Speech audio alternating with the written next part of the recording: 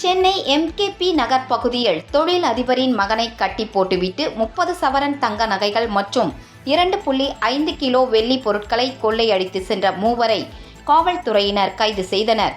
இது தொடர்பாக நமது வின் தொலைக்காட்சி செய்தியாளர் முருகன் தரும் கூடுதல் தகவல்களை தற்போது காணலாம்.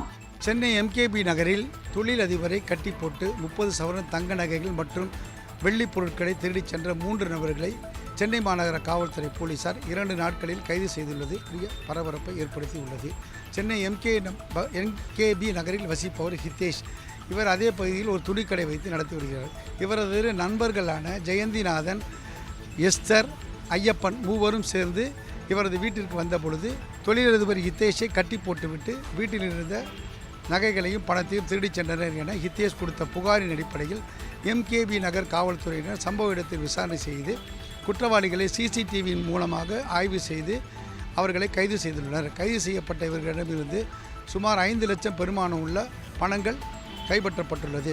மேலும் விசாரணையில் இவர்கள் மூவரில் 2 குரோம்பேட்டை, தாம்பரம், பல்லாவரம் உள்ளிட்ட பல்வேறு பகுதிகளில் ஏற்கனவே பல வழக்குகள் இருப்பதாக விசாரணைகள் தெரிய கொண்டது.